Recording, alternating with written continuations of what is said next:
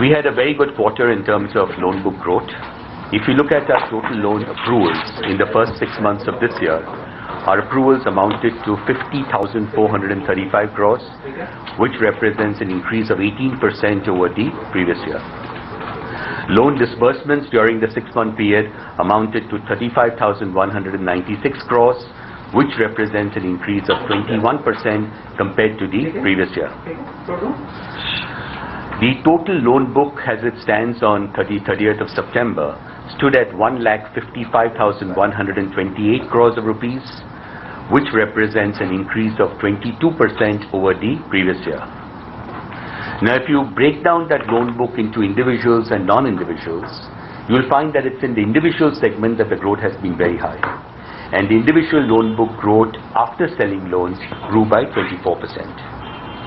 In the second quarter of the financial year, which is July to September, we sold loans aggregating in all to 2,518 crores of rupees.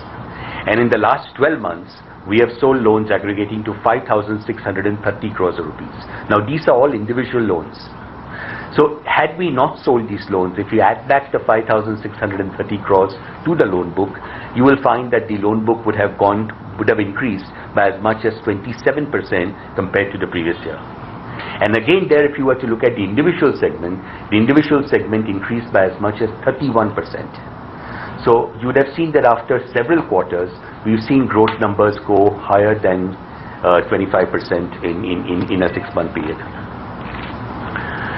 If we look at the increase in the loan book from 1st of April 2012 to 30th of September 2012, you will find that 78% of the increase in the loan book is because of individual loans and 22% is because of non-individual loans. So as I mentioned earlier, the thrust of business, the thrust of growth really has been individual lending during the 6-month period.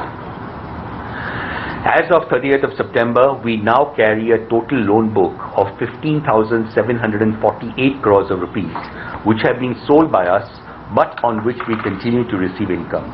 And the weighted average income we earn on this 15,748 crores is 1.4%. That income on that loans which have been sold is not taken into account while calculating the spread, but is taken into account in calculating the net interest margin, but it's not part of the spread. Our net interest income for the quarter, that is the second quarter of the financial year, stood at 1,634 crores compared to 1,387 crores in the previous year, representing an increase of 18% in the 6 months of this year vis-a-vis the first 6 months of last year. I'm sorry, this is for the second quarter of the financial year. If you look at the 6-month period, then the net interest income was 3,161 crores compared to 2,672 crores in the previous year, again giving a similar growth of 18%. So net interest income increased both for the quarter and for the 6-month period by 18%. Now, if you were to look at the net operating income, which means we look at the net interest income plus the sale of investments that happened during the period, then the net operating income for the second quarter stood at 1,728 crores compared to 1,473 crores last year, representing an increase of 17%.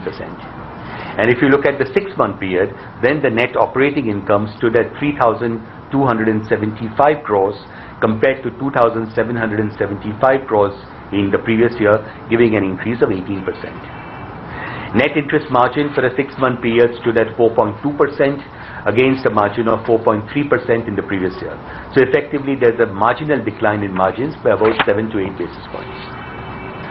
Spread, which is the difference between lending rate and the borrowing rate, stood at exactly the same level as it was in the first quarter, which is 2.27%.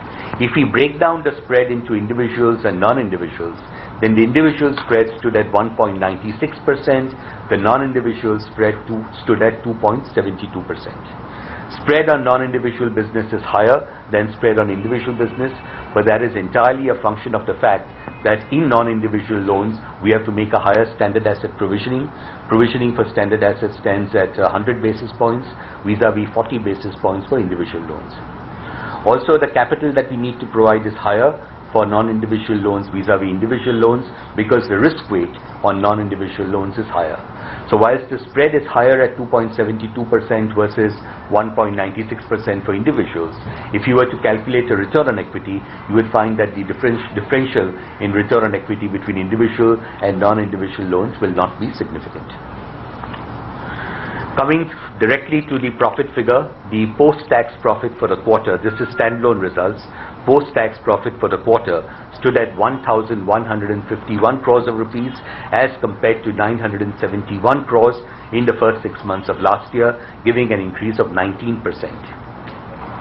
If you look at the 6-month period, 6-month profit stood at 2,153 crores post-tax compared to 1,815 crores in the previous year, also giving an increase of 19%. So both for the second quarter of the financial year as well as for the entire 6-month period, post-tax profit standalone went up by 19%. On the asset quality front, we have seen another very good quarter, and we have now seen the 31st consecutive quarter where the percentage of non-performing loans was lower than what it was in the previous year at that time.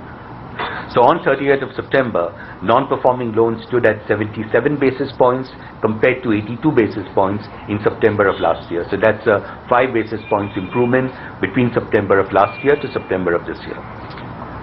We continue to be significantly overprovided, and you will find that the provision that we carry in the balance sheet on 30th of September stood at 1,748 crores of rupees. If you break down that provision between the provision relating to non-performing loans and standard asset provisioning or provisioning for the DRHL loans, you will find that the provisioning for non-performing loans that is required is only 493 crores. So out of 1,748 crores, only 493 crores is in respect of substandard assets or doubtful assets. Everything else is in respect of standard assets. And we are carrying a provision of as much as 1,255 crores on standard assets and on the DRHL loans. The DRHL loan provisioning will reverse on 1st April 2013. So against a regulatory requirement, the regulatory requirement for provisioning for us stood at 1,440 crores.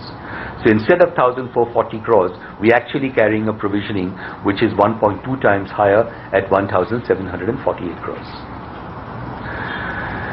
We continue to reflect all our investments in the balance sheet at historical cost and not at fair value. This is something we've talked time and again.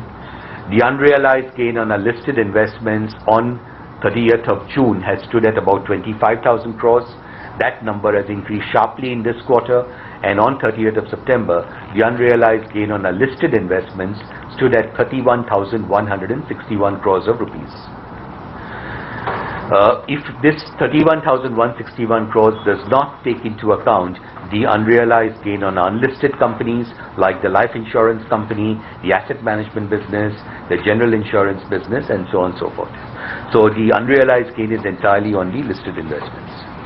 If you were to look at the book value per share, our book value per share on 30th of September stood at 159 rupees.